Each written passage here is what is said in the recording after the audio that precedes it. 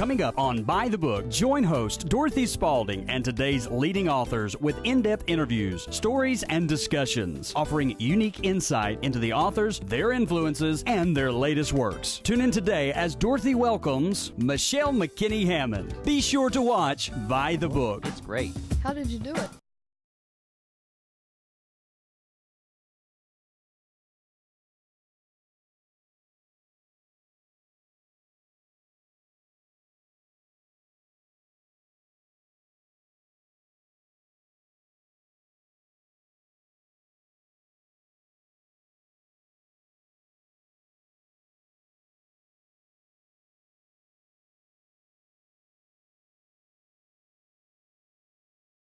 Welcome to By the Book, and I am your host, Dorothy Spalding, and I've got somebody that's everybody's favorite. Oh, that's so sweet. You are. Michelle McKinney Hammond. I'll tell you something, she's always writing books. But you know, the first one I've ever had with her just blew me away, and every year I say something, but I just can't. I want to know, did you find that man yet? Did you catch that bus yet? You know what? I'm not looking for him, and a couple of folks have tried to get on, you know, and catch me, but I'm still moving. You're still moving? I'm still moving. I haven't slowed down yet. Well, tell me what's been going on in your life. Ooh, honey, that would take more than the show. Well, tell me something. I haven't seen you for a year. Well, I've been doing a lot of things. I've been writing, still writing. I'm actually getting ready to do a new Bible series with teaching tapes and everything, so I'm really excited about that. I just had another book come out called Divanomics, How to Still Be Fabulous When You're Broke, because of course we have all been going through financially and on different levels. So I addressed that and shared my own story. I've been... Were you broke? Yes, I lost a lot of things, and I'm short selling my home, and so I'm going through with the rest of the folk. So you're writing all this stuff? I'm writing all this stuff out. You know, I believe that our tests are supposed to be testimonies instead of moaning about them. Don't moan about the test, get a testimony. That's it. You know, so I've been doing that. I've been setting up Diva University to go around and train women on how to be God's best with divine inspiration for a victorious attitude. So I'm excited. There's a lot of stuff going on. I'm getting my certification for coaching so that I'll be available for coaching people. So there's been a lot going on. Coaching in? Whatever area they need me in. Yeah, life coaching, living, loving, and overcoming. That's it. And conferences? Conferences. I'm going to be doing Diva Days around the country for different churches. I've established a program that helps the church make money, and they get a prepackaged conference in a box. So all they have to do is get their women to show up, and my team comes in and does everything else. So, well, you've been busy. I have been very busy. No time for a man in Not your yet, life. But I have great men in my life who are wonderful, so I don't feel that void the way some people do. I have great friends and big brothers and protective seers, and they take care of you. They take care of me. Well, they show that's all up. You need. Yeah, Someone take care of you. Exactly. You know, and then I got the 3 dogs. That's enough. You know. 3 dogs. And what kind of dogs do you have? I have Shih Tzus. Shih Tzus. Milan, Matisse, and Micah. So we have a good time. It's a lot of fun around my house, and everyone goes away and buys a dog after they leave my house. So I'd say that my dogs are doggy evangelists. Yes, they so are. I'm studying how they win people over for dog kingdom, you know. Yeah. There'll be another book coming out. Right. Well, there is one, Lessons from a Girl's Best Friend. Yeah. Oh, lessons.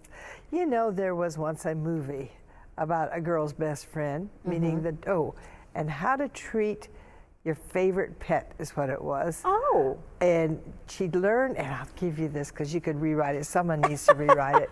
But how to treat a man after learning from a dog. That's true. How you stroke a dog, and he'll do anything for you. That's very, very true. You praise a dog, and he'll just come running. That's right. They live for praise. That's true. That's so very you true. could do that. That's a good idea. I hope you do. Because I did it on the vantage point of the things I've learned about God from my dogs. You know, just the depths of faithfulness and obedience and consistency and things like that. So, but that's a good take because it's very true. There's a lot to be learned about relationship from your animals, who will give you the purest form of love without any conditions. That's exactly right. Well, now you've written another book. Yes. And this one here is single-minded devotion. Tell me about it. Well, Harvest House, we're just honeys, just love them as a family. Well, they love you. I love them. They're great people. And they're always encouraging me to stretch. And they said, you haven't done a devotional for singles yet. Have you thought about it? And I said, well, I guess you're asking me to think about it now, right? Yeah.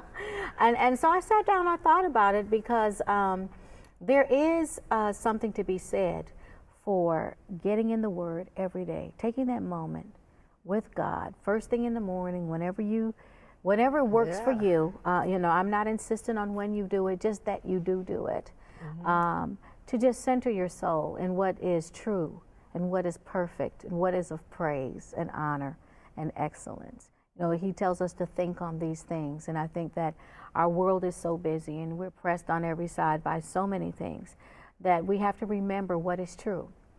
So basically, single-minded devotion are really a collection of devotional moments that I've had with God on different issues concerning being single, concerning being called to be what God created me to be. So actually, anybody could read the book, whether they were married or single.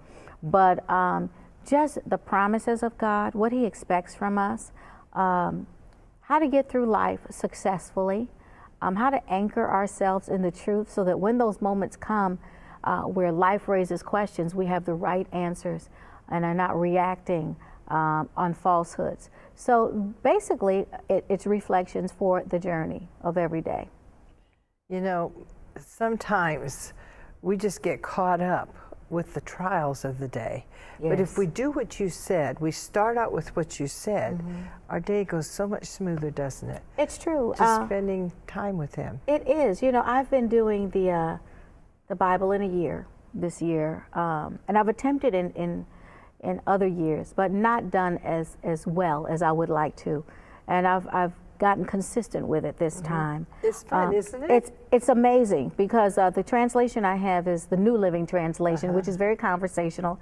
And it's juicy. It's like reading a novel every day, And then for me, the hugeness of God has come to me in a different way this time because looking at the Old Testament, the New Testament, a Psalm, and then a proverb every day, and seeing the parallels. Lately I've been where David is king, but he's not king yet, and he's running from Saul, but he knows who he is, but he can't really manifest who he is yet. And then parallel to that, Jesus, it's not his time yet, and it's just amazing. The parallel, and about the time when David becomes king is when Jesus is revealed for who he is. And I said, wow. I mean, look at God. All timing, perfect. I love it. I was reading during some really hard times, areas that you would think, Jeremiah. Yeah. But how did I end up there then? Right. But it's like He put me there then. Right. It's amazing how He leads us. It's true. And it was exactly at the time when I was feeling impatient about my own life and where I was going and why hasn't this happened yet? That has happened yet. And so it was a reminder of God's timing and also the process of us becoming, so that when we get to that place, we're able to maintain and sustain the blessings of God. And so in the devotional, it's those types of sound bites for you on a daily basis of everything from our wrestle with purity to feeling alone to purpose. I go through all the different questions that we ask ourselves as single people and the answers that God gives through His Word. A lot of single girls in the church that are older are not living pure lives. No, they're not. And they go to church every Sunday. Yeah. What about that? Well, something hasn't clicked in yet. I think that it's impossible to live a pure life if you're not wholeheartedly and purely devoted to God. You have to be in love with Him to be able to keep yourself for Him, because that's what makes us faithful even in human relationship. And so if